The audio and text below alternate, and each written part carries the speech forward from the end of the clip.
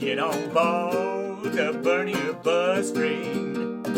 Come get on board the Bernier bus train. Once you hear that clickety-clack, there ain't no time for turning back. Oh, get on board the Bernier bus train.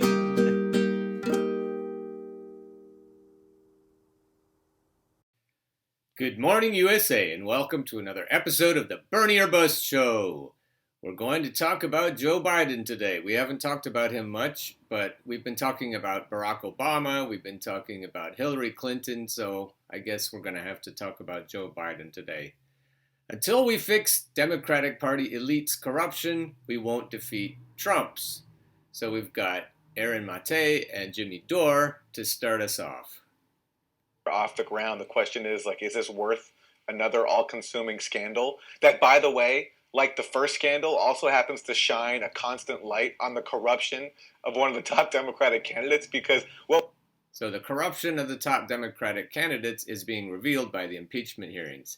We've got some nefarious plots here, and I don't think it's just Republican plots, to tie up the Democratic senators who are candidates for president at the time when they would like to run out before the primary elections and do some last-minute campaigning. We've got, I think, 6 senatorial candidates who are going to be tied up in this impeachment stuff.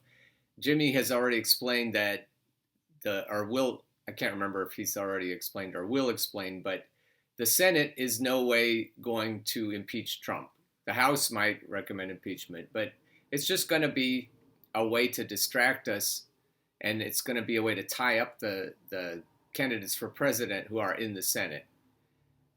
what was the issue with Russiagate? It was the fact that Russia allegedly stole some emails that showed massive corruption by Hillary Clinton, and the Trump campaign might have conspired with that, which of course they didn't. So constantly we're talking about the fact that we're angry that we heard about Hillary Clinton's corruption via the stolen emails. Now we're talking about a scandal where we're angry about the fact that Trump wanted Ukraine to investigate the transparent corruption of the next Democratic frontrunner, Joe Biden, whose son Hunter is getting $80,000, it seems, per month from Burisma. And speaking of brilliant strategy, Jimmy, I wanted to get your response to this. Yeah. There was a piece in the Washington Post this week, and it says this: some Republican senators and their advisors are privately discussing whether to pressure GOP leaders to stage a lengthy impeachment trial beginning in January to scramble the Democratic presidential race, potentially keeping 6 contenders in Washington until the eve of the Iowa caucuses or longer. The discussions raise a potential hazard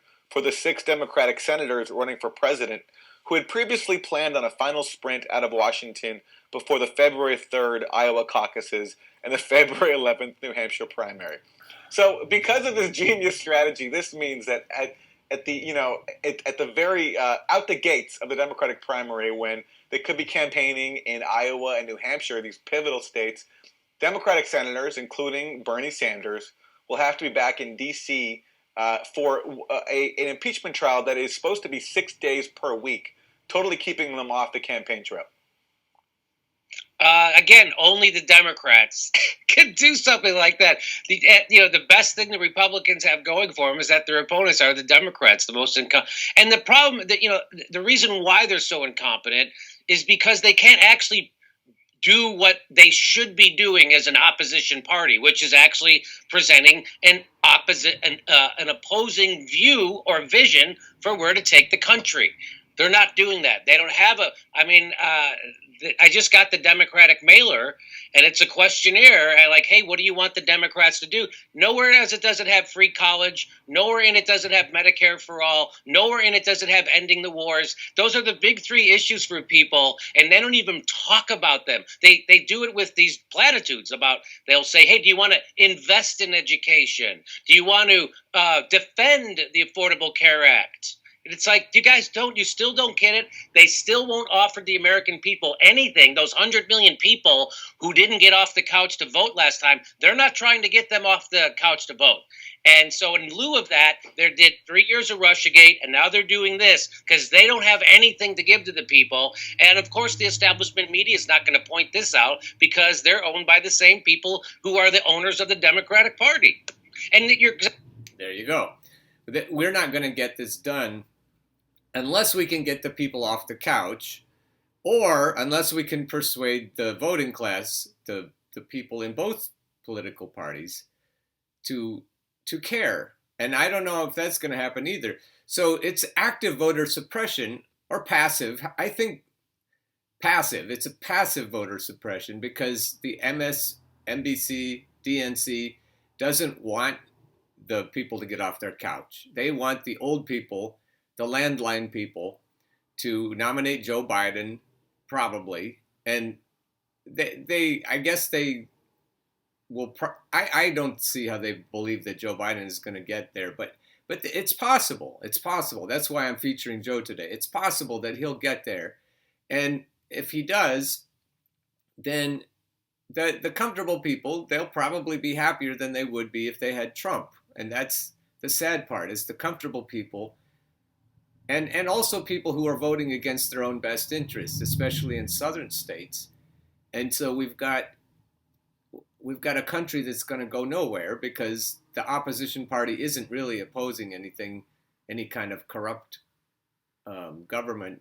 And so here we are. Jimmy's saying that the Democratic Party, he knows why they're doing it. He says they're inept. He says they're incompetent. But I don't know. I think they're very competent at not allowing anything to happen. I think that's their stock in trade. I'd say if we keep pretending that they're buffoons, we're missing the point.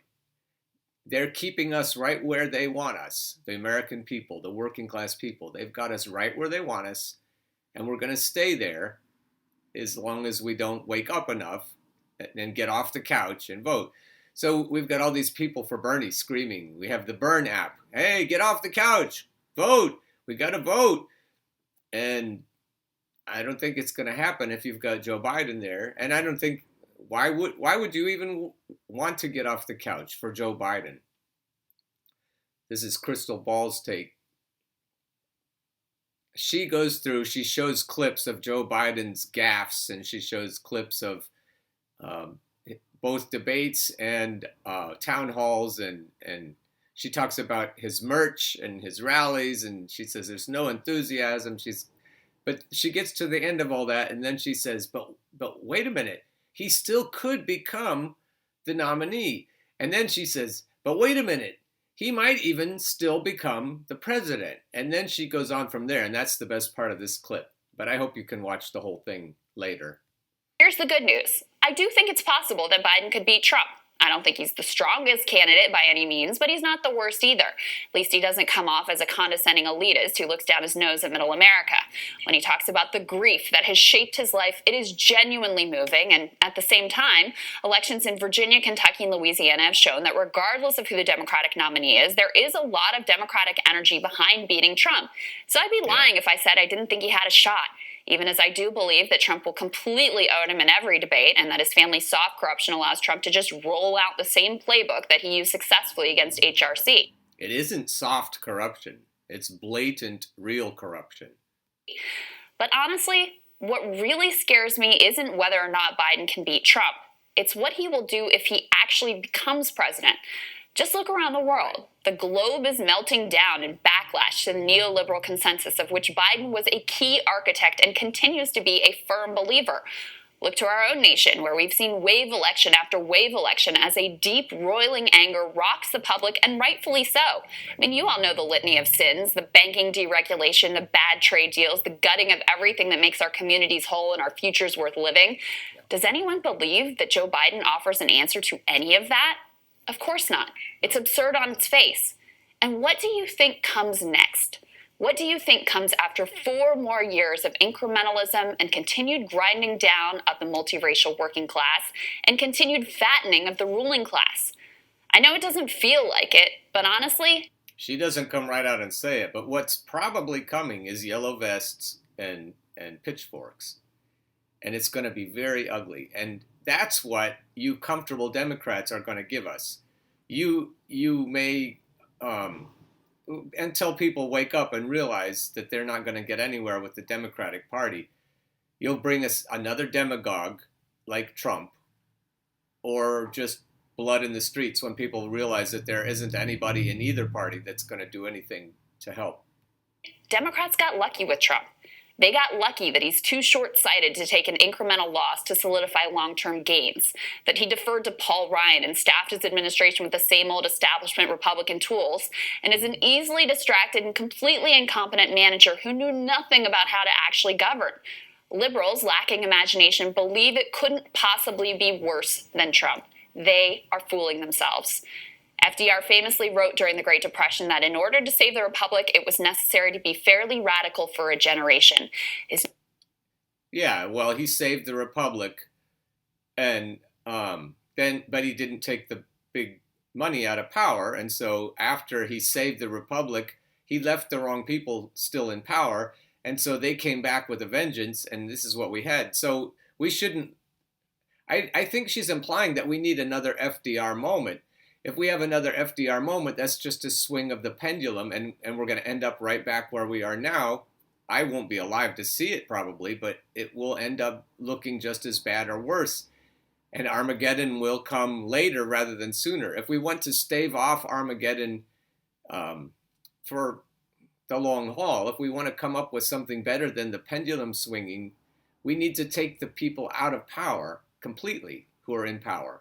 We can't just make a deal the way FDR did and say, give me half your money and I'll save the American people, and then you won't face their pitchforks. No, I mean, if all this goes to hell in a handbasket and they deny Bernie the nomination and we end up with worse than we have now under Donald Trump, that could be actually healthier than to continue to pretend that the Democrats are going to do anything to fix our problems, to fix our society's problems. The Democrats are doing exactly what they're supposed to be doing, and we are doing exactly what we're supposed to be doing. We're frogs in the pot, and we simmer hotter and hotter, and we'll be boiled before we jump out. But if we have a chance to jump out, it's now. New Deal legislation delivered on that vision and helped to build the American middle class. If we offer incrementalism at a moment requiring radicalism, I fear we will long for the Trump era. Sagar, overlooked in all of the election coverage is the fact that Biden is still the front runner. I've been saying here for the last couple of weeks, and I think it's because I think we have a real attitude of we have to be totally honest with the viewers. Yeah. Which is MSNBC and a lot of these other people. I mean, look, we covered Biden's implosions, his lack of cash, and all of that, but underneath all that is an extraordinary resilience, particularly with African American voters in the South, who are the people who gave Hillary Clinton the nomination in 2016. They're very much the people who could give Joe Biden that nomination. And the more and more that it clocks on, he has no money in the bank. He's got no enthusiasm. He's got super PACs. He seems to be against all these things that are huge drivers of enthusiasm for about 45% of the Democratic Party. But that other 55%, they really just want to beat Trump, and they don't pay as much attention or impose ideological litmus tests. And they're the ones who are with Joe Biden. And with such a stratified field, Biden very much could be the nominee. And I think especially because you have Elizabeth Warren and Bernie Sanders in that race, which is that, I wouldn't say that they have a total crossover support, but I think like if Warren in particular was not in the race, then Bernie probably would be the nominee. He would have her lock on maybe like 30. You get that? That's why Warren is in the race. Warren is in the race to make sure that Biden gets the nomination. I just figured that out. That's why we're talking about Biden, because I thought MSNBC swung behind Elizabeth because they want Elizabeth. But I think they're just swinging behind Elizabeth enough to keep Bernie from beating Biden. And so that's where I'm kind of shifting here in my approach.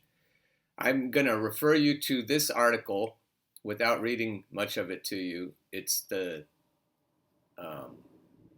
RSN, Reader-Supported News. MSNBC is the most influential network among liberals, and it's ignoring Bernie Sanders. So I think really if you look at the Elizabeth strategy and the Biden strategy, the whole point of all of this isn't to get Biden or Elizabeth or Kamala or Pete. The whole point of this is to keep Bernie out. That's the strategy. That's MSNBC. That's everybody behind them. That's all the string pullers up above their heads. The whole point is to keep Bernie out. Here is Left Twitter responds with viral too far left hashtag. I encourage you to go on Twitter and use that too far left hashtag to rebut President Obama's admonition that we don't want to actually accomplish anything. Hope and change, yeah, we don't need that. And then the last place I want to refer you to is the Bernie or Bust Revolt Against Plutocracy page. And it talks about the leverage that we can apply to keep Biden or Buttigieg or Kamala or Elizabeth from getting the nomination. They're going to get the nomination if we don't intervene. If we go into the February poll or into the February caucuses and primaries, and Biden is still sitting on top and Elizabeth right behind him, we're screwed. We only have a few months, and if we don't change the polls are rigged and crooked and all that, but if enough people came out and said, oh, I see what they're doing, I don't really think that Biden or Warren can beat Donald Trump, I think we really should, even though we're too comfortable, I think we really should swing over behind Bernie. The polling would show that. If that happened, even the landline people could show the real clear politics people that we're only going to have Bernie because we're really serious about beating Trump, even if we're not serious about solving the systemic problems of our society, of our world, of our climate crisis and all that. If all we care about is beating Trump, even then, there's still hope. But you're going to have to see a shift in the polling before February if there's going to be any kind of hope. And so that's where it comes in. We're almost to Thanksgiving. We need to talk to our comfortable Democrat people and say, look, you've got to swing over behind Bernie before the primaries. All of the voting class people, the 65-year-olds and over, we need the ones who show up and actually get things done in the primary elections. We need all of you to realize that our world is in dire straits and we need to work together to get Bernie the nomination. We need to work against the corporate media. We need to work against the Wall Street people, against the central bankers, the hedge fund managers, Monsanto and Raytheon and all the prison industrial complex. We got to work against all of these rich people above us who have been pulling the strings for hundreds of years. We've got to solve this now. Time to wake up. Enjoy your turkey leg, enjoy your mashed potatoes, but we've got to get people to wake up, and we don't have much time. So hope to see you tomorrow. Keep on burning and keep on busting.